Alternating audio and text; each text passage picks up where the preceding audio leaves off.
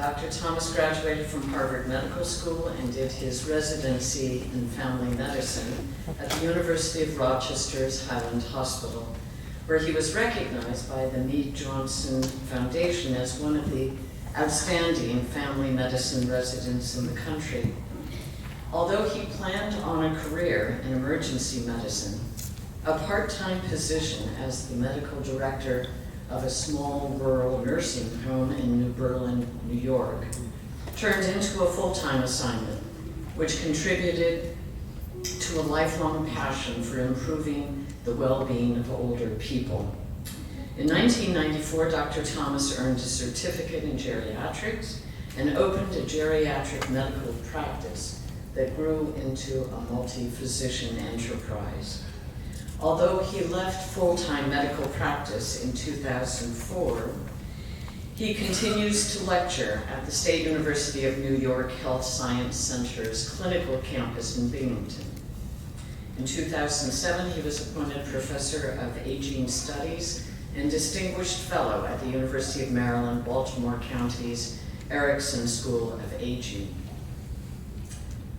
Dr. Thomas and his wife developed the Eden Alternative in the early 1990s as a philosophy to deinstitutionalize long-term care facilities by alleviating the three plagues of boredom, helplessness, and loneliness. The Eden Alternative advanced a critique of the status quo in long-term care and offered a creative way to change the culture of nursing homes by bringing personal growth and laughter into the lives of elders. The philosophy called for fundamental changes in the relationship between staff and management and introduced gardens, children, pets to nursing homes. Thomas founded the Eden Alternative nonprofit organization in 1994, which has grown to include affiliates in Japan, Australia, Scandinavia, other countries in Europe, Canada, the United Kingdom, as well as in our 50 states of America. Inspired by the Eden Alternative philosophy, the greenhouse projects were created along with the Eden at Home workshops to provide training for individuals who care for elders in community settings. Though the initial leadership of AARP Hawaii, and there we salute Barbara Kim Stanton and Jackie Boland, and subsequently through support from Nale Aloha Foundation and the Hawaii Community Foundation, Project Dawn has been able to provide Eden at Home workshops across the state of Hawaii for the past 10 years. We've trained more than 800 individuals, family members, staff members of nonprofit agencies, state, county, and city employees, and countless magnificent volunteers. Evaluation results from the Eden at Home workshops have been very encouraging, with a rating of 9.2 out of a possible 10, with the score of 10 being very helpful. Workshop participants have commented that they now understand the focus of an elder-centered approach, that caring for an elder is a team effort with the elder as an essential partner, and that care partnerships can lead to mutually successful outcomes for everyone involved. All of us, consequently, are very much in Dr. Thomas's debt, and we're delighted that he's joined us today as we celebrate the 30th anniversary of Project Dawn. Dr. Thomas, thank you.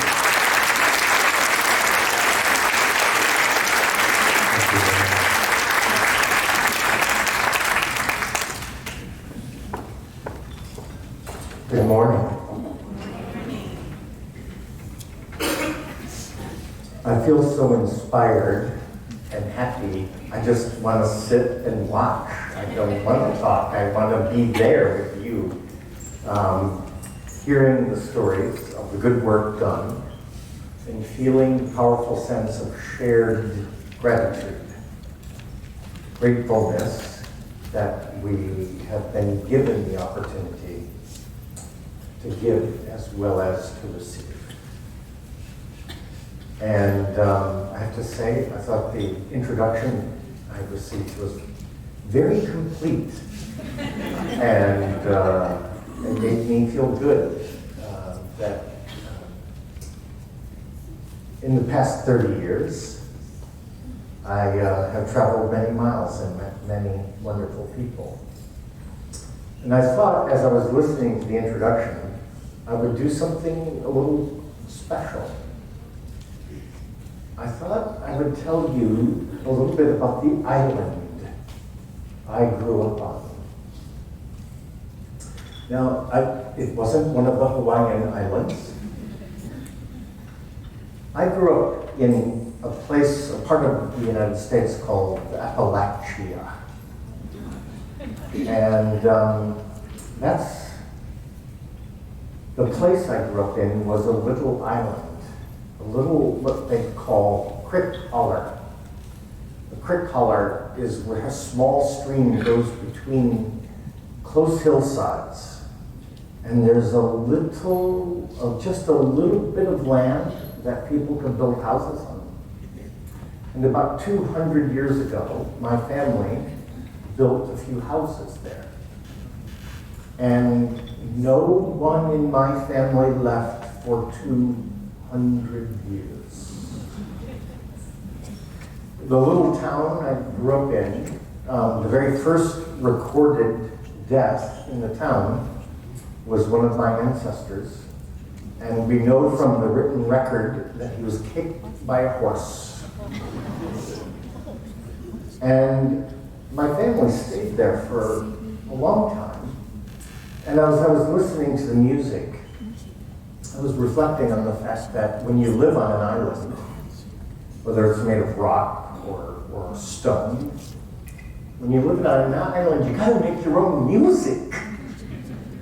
So my grandparents met at a barn where I milked cows when I was a boy, at a dance that was held in the barn because they didn't have any other place to have a dance.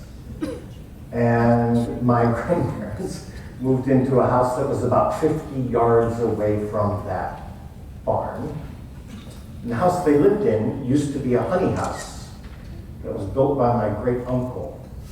So to give you the picture, when I was growing up, there was my house, there was my grandmother and grandfather's house, my great aunt and uncle's house, and my great grandmother's house. And when I was a boy, everyone came to be with my great grandmother on Sunday afternoons. No excuses accepted. And my mother's sister moved away. She moved 30 miles away.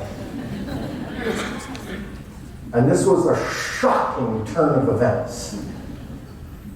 But she came every Sunday afternoon. Here's the thing.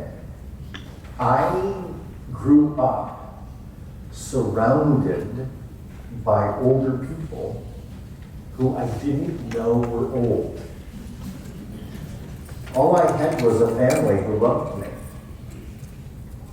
And I was in and out of my great-grandmother's house and my grandmother's house and my great-aunt's house all the time. And I didn't think of them as older relatives. They were just my family. So in my case, I unfortunately outdid my Aunt Bonnie. I'm grateful for that sound. I outdid my Aunt Bonnie, and I became the first person in my family in 200 years to go to college. And it was really difficult and hard when I left that little creek holler, left my island, where I knew every bend in the creek, I knew the trees, I knew the paths through the woods, and I went into a big world. And I'm going to tell you, my very first day at college, I walked from the campus into the town, and I looked this way, and there were traffic lights. And I looked that way, and there were traffic lights. And I was like, I am in the city now! Whoa. Multiple traffic lights. This was big. As was mentioned, I wound up going to Harvard Medical School. And I will say since we're on the theme of gratitude, one of the things that I'm grateful to Harvard Medical School for is on our very first day, my incoming class, we were assembled, and the dean of the school said, "You've been given a great opportunity, and we expect great things from you. Now let's go to work." And we started studying that fast. I graduated there, and then, as it was mentioned, took my residency in family medicine. But I really liked emergency room work. And I liked emergency room work because you met so many people, and you could do so many good things. And I actually thought that my career would be as an ER physician. I had it in my head. This was my destiny. This is where I was going. And I want to tell you a little bit about what changed my life. In those days, emergency room physicians where I lived in those days would work 24 hours straight, and then take 24 hours off, and then go back and work 24 hours on. And it's actually a pretty challenging way to work, but that is how we did it. And I would work my 24 hours, come home, and take a few hours of sleep in the morning before I got up to have a little time off before I went back to work. And one morning, after I had returned from working in the ER, the telephone rang, awaking me from my nap. And I think, I wasn't too happy about that. And on the other end of the phone was a nursing home administrator. And you've probably met some nursing home administrators.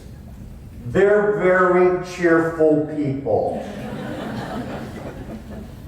And I was not cheerful. And this administrator was like, "Hey, Dr. Thomas, I've got some really great news. We need a medical director." And I gave him the easiest answer I knew how to give. "I'm not interested." I had my career right out in front of me.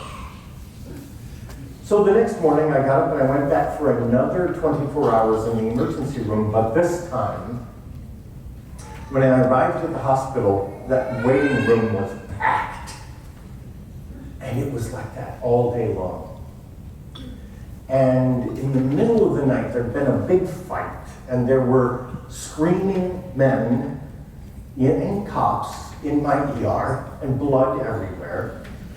And I was thinking, waiting for some x-rays and leaning back against the wall with my eyes closed, thinking, there's got to be a better way to make a living. They kept up all night long. I went home. I went back to bed. But the phone rang again. And that same cheerful nursing home administrator, I don't know why he called me back. I told him no. He said, "I wondered if maybe you gave us a chance." And he caught me in a moment of weakness. And I said, "Well, okay, I'll come and take a look." So I went to the nursing home, and I looked around, and just in a moment of weakness, I said to him, I'm fine, I'll take a part-time job, because if I did this work part-time, I could give up one night a week in the emergency room. Now, here's the thing I did not count on. I didn't count on falling in love. I fell in love with the elders, and I fell in love with the people who had committed their lives to being the elders. And I went to work. And at first, I have to tell you, I was a very bad geriatrician. And the reason I was bad is I took all of my ideas from the emergency room and started applying them to the elders living in the nursing home. And that's very bad. In fact, this nurse, the director of nursing, called me into the office and sat me down and said to me, "Settle down. Stop ordering so many tests. Pay attention to the person." So I tried to get better. But, as you know from doing this work, the elders teach us in so many ways. So one day I was there at the nursing home, and the nurse on duty told me that I had to go see a patient who had a rash on her arm. And you know, you can imagine me 30 years ago. Yes, let's go take care of that rash. So I go down the hall and I come into the room. Now remember, I was a very bad geriatrician at this time. And I walk into the room and I'm like, "Hello, Mrs. Jones, how are you?" And the very first words she spoke to me were, "I'm not deaf." I'm like, "Oh, sorry." And I start to look at she had a rash on the inside of her elbow, and it's a very easy diagnosis to make. I knew what the treatment was. And I was talking to her about her rash, but she stopped me and took a hold of my arm and pulled me forward like this, so that I was looking down at her face and into her eyes for the first time. She made me see her. She spoke the words that changed my life. She said, "I'm so loved."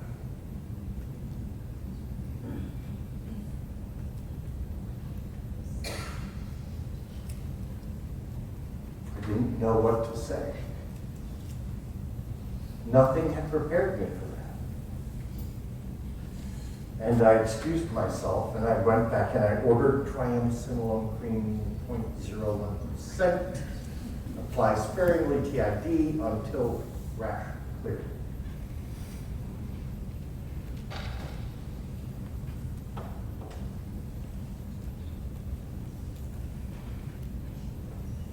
And I was never the same person again. My life has two parts. Before I met her and after I met her. She opened the book of my life.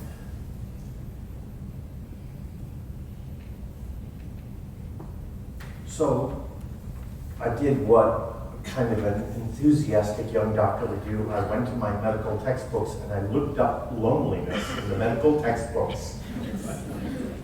Turns out there isn't much in there about that. So I realized I had to do research. So I started going to the nursing home when I was not working.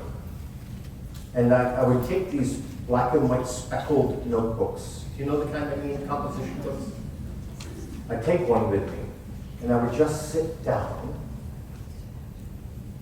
not for 20 minutes and not for an hour, for hours.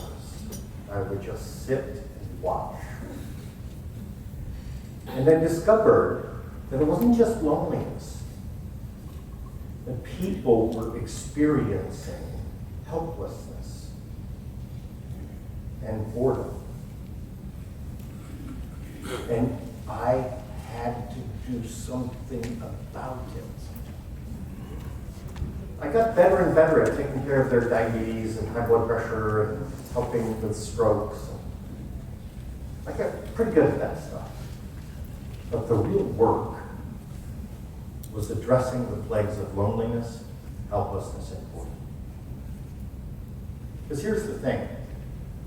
I can't cure diabetes. I can't cure strokes. But loneliness is curable. It requires access to companionship. The world has companionship. Boredom is curable. It requires variety and spontaneity.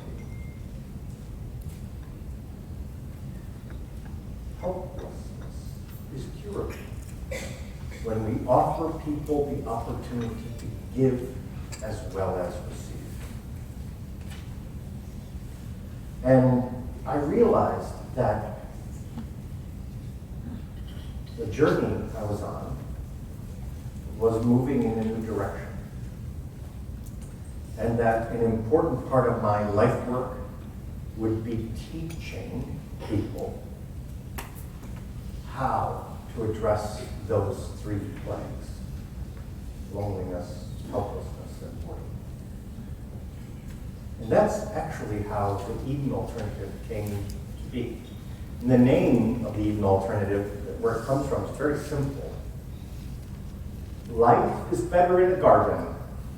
No matter where you come from, no matter where you're going, it's better to live in a garden. And if you have a choice between living in an institution or a garden, what would you pick? Gardens are made for growth. And this is what I really wanted to tell you about and talk about today as we came together. As I got deeper into this work, I started asking questions like, okay, doing this Eden thing, yay, I still don't really know what I'm doing, so I've got to really think. So I got to thinking about a question that's really stuck with me for a long time. And the question was this: what are old people for? Why are they here? Where do they come from? What's the point of getting old? And the answer turned out, for me anyway, to be fascinating. Because human beings are actually the world champions at getting old.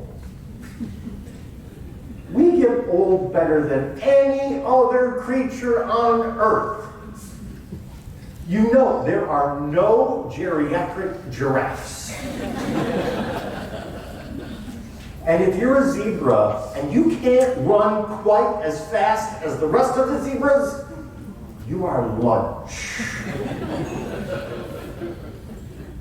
Humans, on the other hand, are really good at aging.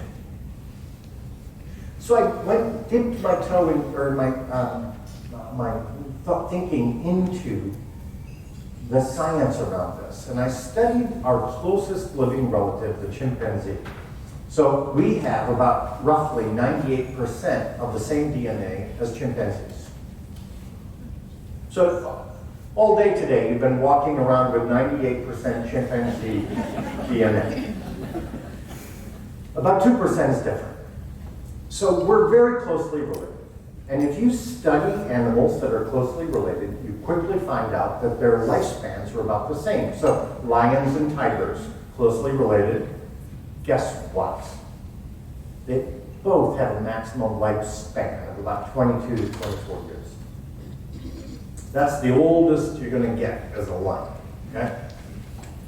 But what about chimpanzees and humans? What's the oldest that a chimpanzee can live to be? You didn't know I was going to quiz you, did you? How old is an old chimpanzee? 60. 70. 100. Maximum lifespan for a chimpanzee is about 55. They just get their AARP card and then. But what about humans? Maximum lifespan, we could say roughly, there's a few interesting exceptions, but roughly 110 years. Twice as long. Well, that's interesting. How long is a chimpanzee pregnancy? If you're a chimp and you get pregnant, how long before you deliver the baby chimp? 4 months? 6 months. 6 months? 8 months.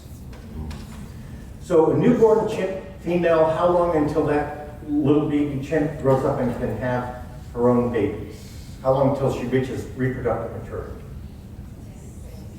6, 5, 12 to 14 years. What's the maximum period of fertility for a chimpanzee female? About 40 years.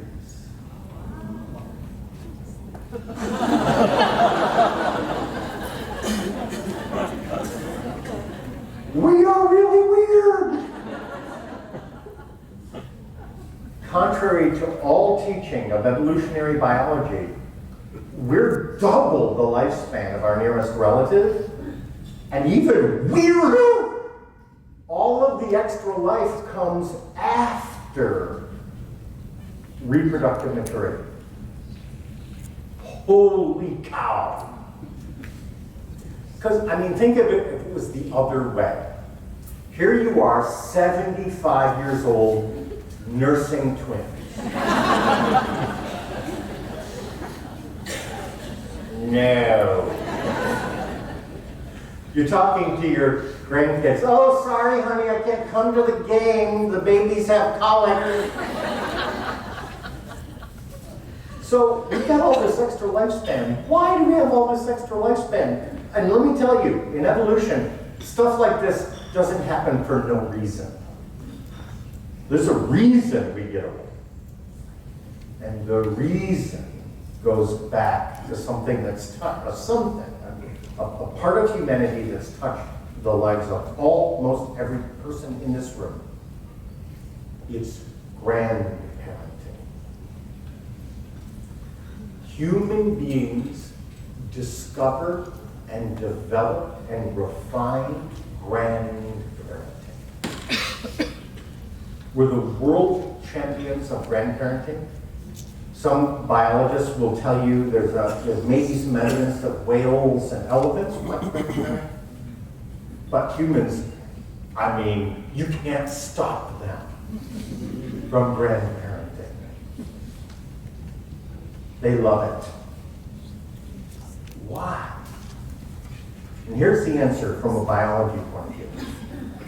What happens if you have one species where a chimpanzee, where the parent, in this case the mother, is responsible for raising the offspring, and another species where 2 generations raise the offspring?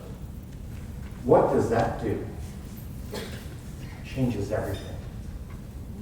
So I want to give you a quick scientific rationale for grandparenting that you can use against your younger relatives. You can tell them Dr. Thomas says it's scientifically proven you're supposed to spoil the grandkids. There is a lot of evidence that grandparents have major in fact, in many cultures, if a grandmother dies, it has a bigger impact on the survival of the children, grandchildren, than if the father dies. That's how big it is. Big impact. So, what do you do? How are you supposed to do this? You're supposed to spoil the grandchildren. And that means cuddling them and telling them stories and colluding with them against their parents. Very important.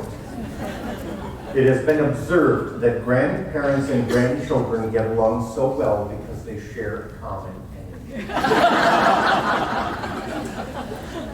So, I won't go into all the science of it, but basically, grandparenting has a big impact on children. And if we humans had just stopped there at grandparenting, that would have been pretty awesome right there. Pretty cool.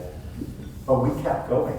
And we did something that no other animal on earth has ever done. And that is we invented a stage of life that follows adulthood. And this is an important point, and it's one of the things that I want you to hopefully take away from today. There's childhood. There's adulthood. What comes after adulthood? Elderhood.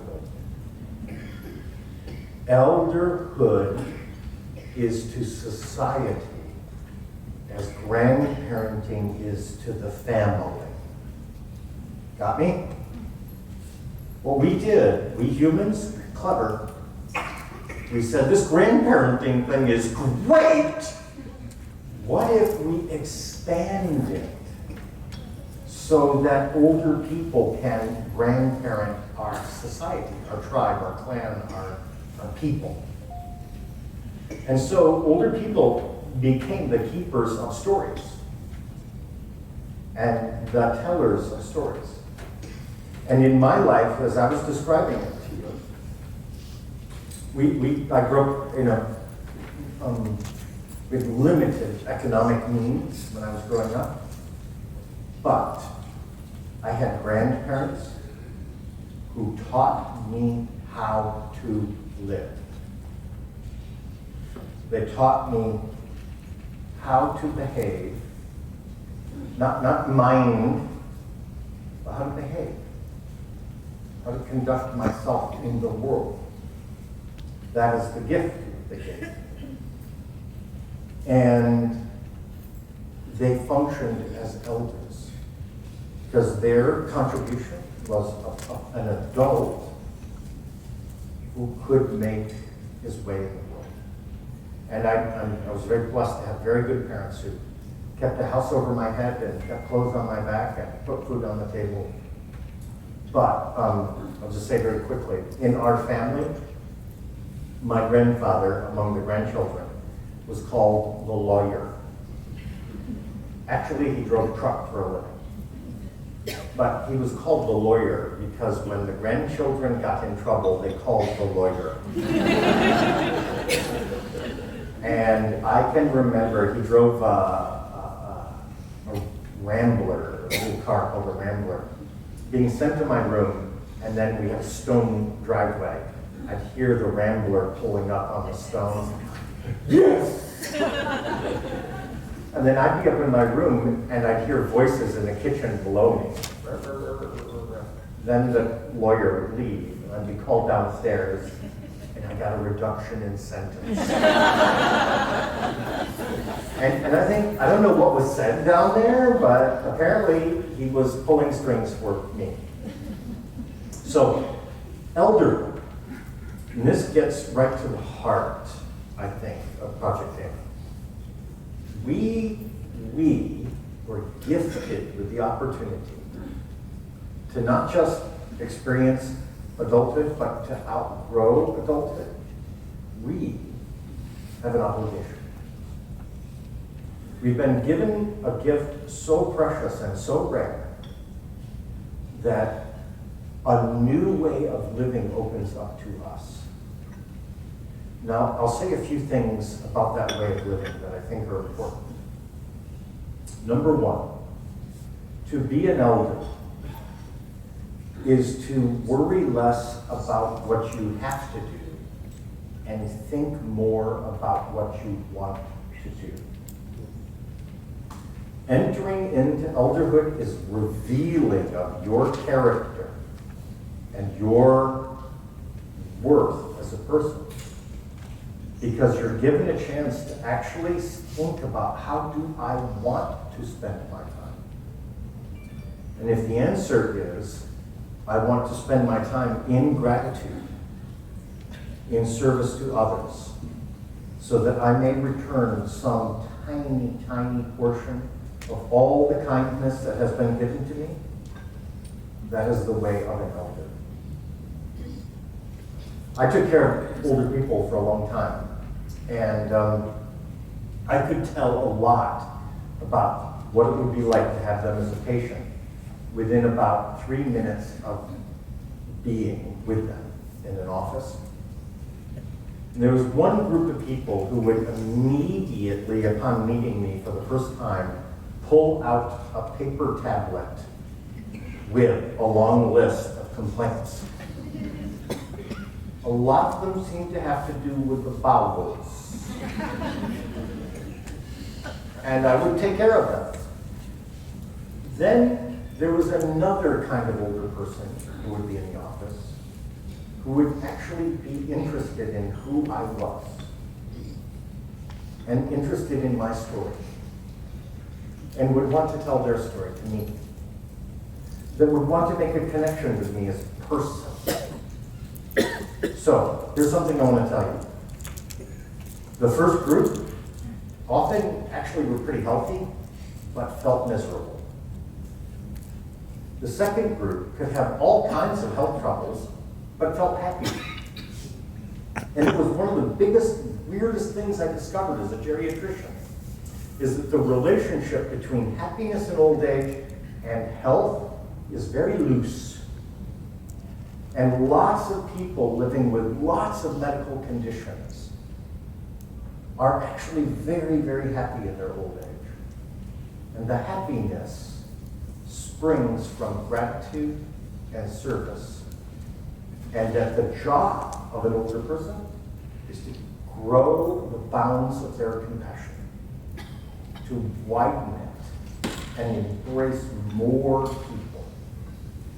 That's the key, as I have found it, to being happy in old age. Your health, I can't say much about. Lots of things happen as you get older.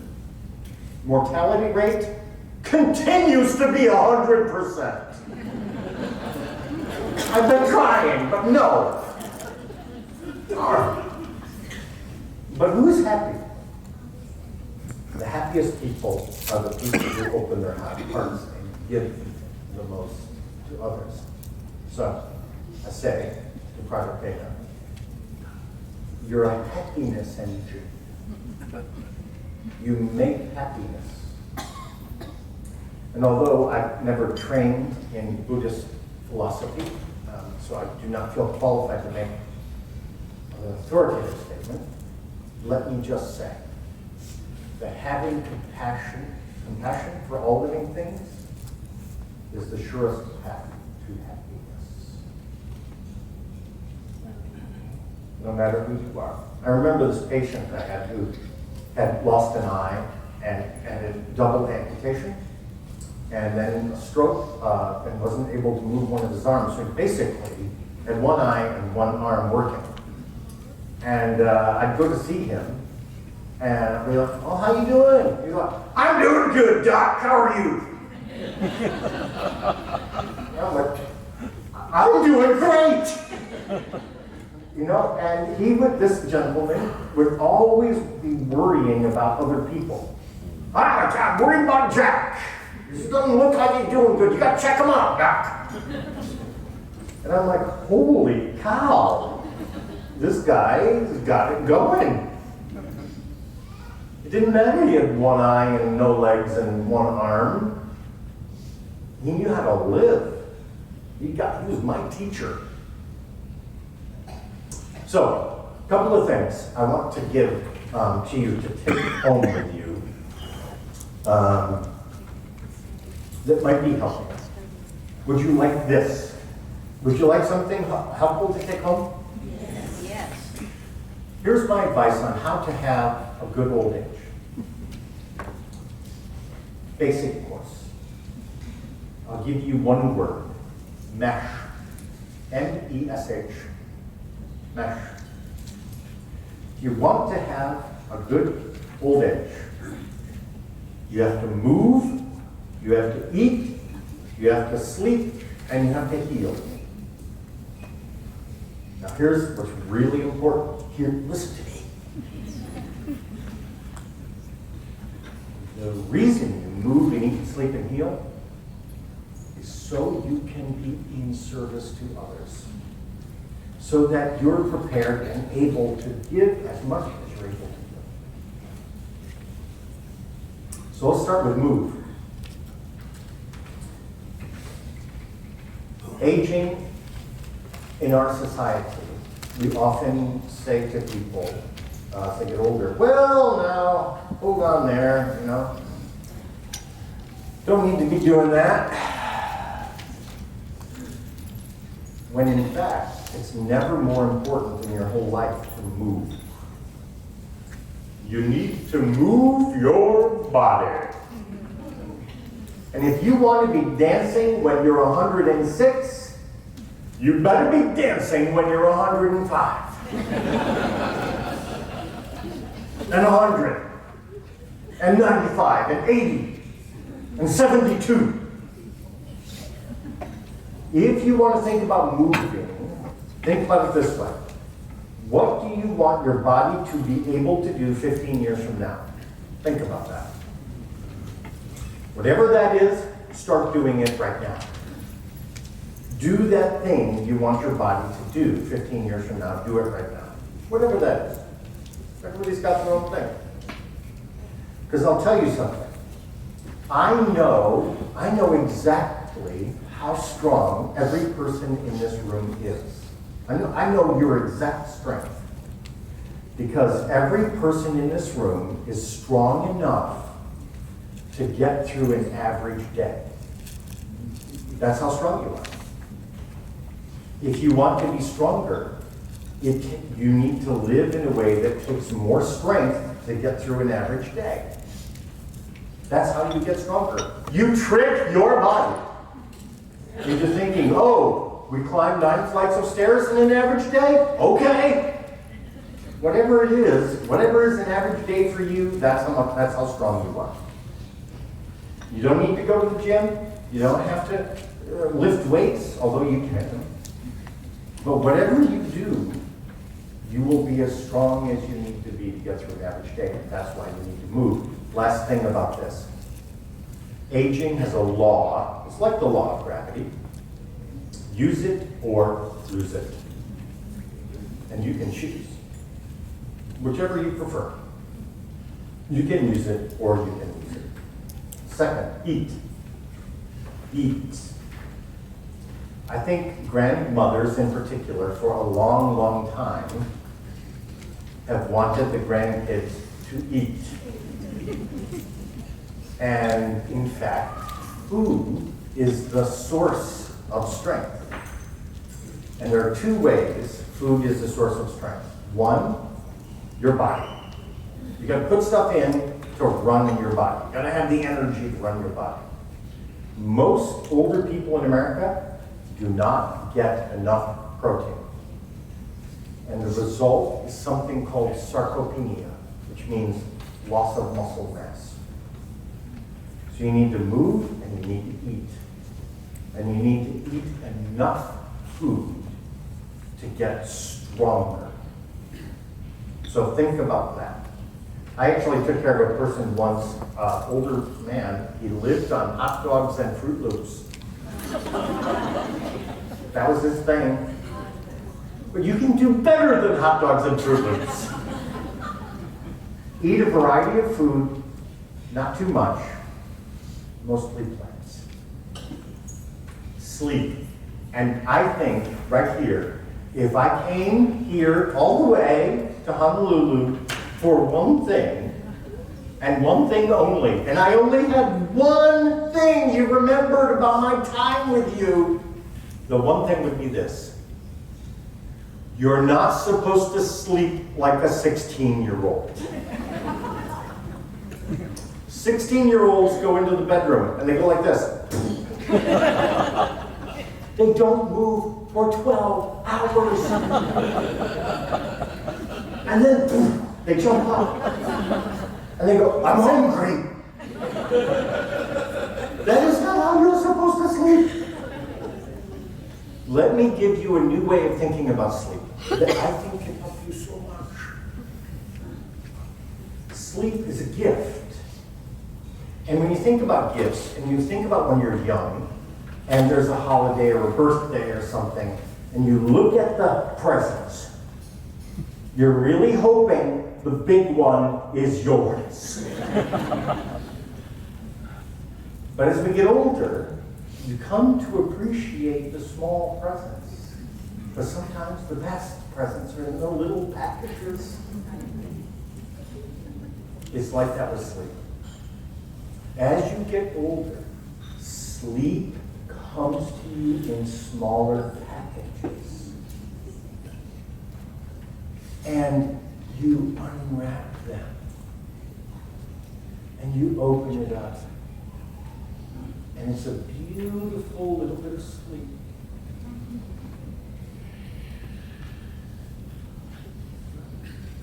Then you wake up, and it's 3:17 in the morning.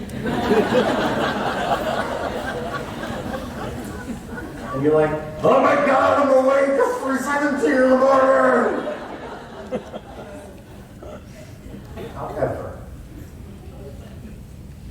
that wakeful period in the middle of the night, or periods, are normal. And if you want to really use that wakefulness for its true purpose, you will lie still, listen to the quiet.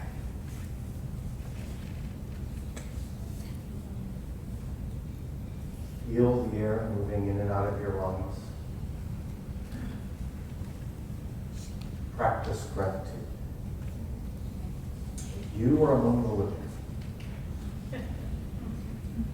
You're being given this moment of repose and quiet. To treasure all the gifts that have been given. All the things you have to be grateful for. And then, drifting in, come a little beautiful package of sleep. It's undo the bow. Fall back asleep. It's good. So, tonight, at 3:17 in the morning, I want you to think of me. And remember what I said. H, heal. Our society has a very troubled understanding of healing. We believe in our society that to be healed is to go back to the way things used to be. That healing looks into the past. In fact, I think my battery's not here.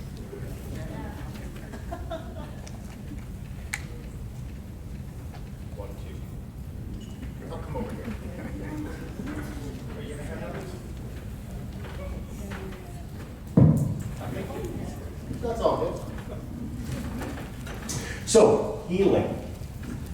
We think that it means going back to the way things were, but you can't go back to the way things were. Nobody can. And there are people in this room who've lost a spouse, or a lung, or a child, or a breast, and you know the truth. You can't go back. So what is healing? Healing is looking forward. Healing is searching for your new normal. the new way of living. And your new normal can never be the same as it was, but it can be good, and it can be rich, and it can be deep. And just think about how many new normals my friend with one arm and one eye found for himself. That is healing. And if you have good doctors and nurses and therapists, they help you find your new normal. Mesh. Move, eat, sleep, and heal. Now, last thing I want to say.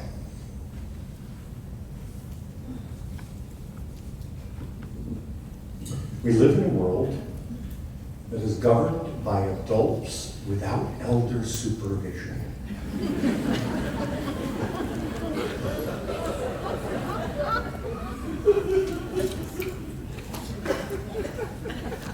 Throughout almost all of human history, rambunctious adults have had an elder who could put a hand on the shoulder and say, "Whoa, whoa, whoa, whoa, whoa, let's think about this." We don't really have that the way we need it. So it's been observed that we are creating one of the most long-lived societies in the history of all humankind. And the numbers here in Hawaii are well known. More and more elders living longer and longer. That is success. That is a pinnacle of human achievement. That's a bigger deal than putting a rocket on the moon. So the question is, why are you here? And I'm speaking to the elders in the room. The elders in the room, the older people in the room, have a chance to be the elders we need and to show younger people how to live. Research shows us that older people in their 70s and 80s, are happier than any other decade in life. And there's a theory that the reason older people are happier is that they understand better than anyone else in society that their years are limited. After a while, you just can't imagine that you're going to be around 30 years from now. That there's going to be a world without you. And it's actually surrendering the illusion of immortality that opens the door to happiness. Opening up to your frailty. Being able to receive kindness gracefully. Being able to give to others without expectation of return. This is the language and the art and the purpose and the dignity and the meaning of age. Older people, I'm talking to the older people in the room. You are what make us human. You are here to teach us and to lead us and to counsel us and to console us. And you're valuable because you know you're not going to live forever. That is your strength. I, as a doctor, I've had thousands of conversations with people about the end of life. And younger doctors have often come to me and said, "Oh, this is really hard, talking to older people about end of life." I'm like, no, it's hard for you. It's not hard for them, it's hard for you. They've already thought all about it. And they need you to be comfortable enough to learn from them about what they want or what they don't want. This is why the Eden Alternative and Eden at Home and Project Dan are so important to the world, because without you and without the work you do, there would be more suffering, there would be more loneliness, there would be more helplessness and more boredom. And not just for the people you serve. You would be more lonely and helpless and bored if you did not have this fellowship of practice and this commitment to compassion that makes the world a better place. So, I'll leave you with this thought. We are born into a broken world, and we will leave a broken world. And in our time among the living, we have one obligation. Do what we can, how we can, to repair a broken world, and to leave some small part of it better than it was when you came, and you will have done all that any human being can do. Thank you very much.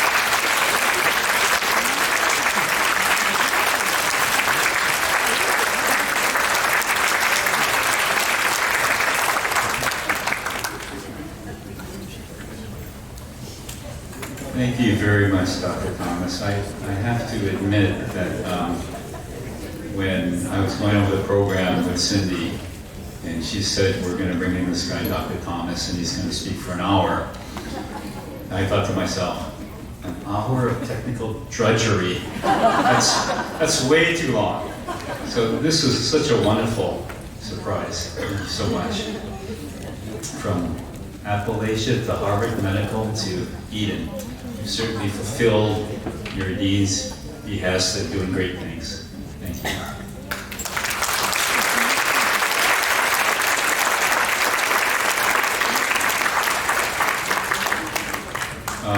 Let's see, I think, are we ready for lunch?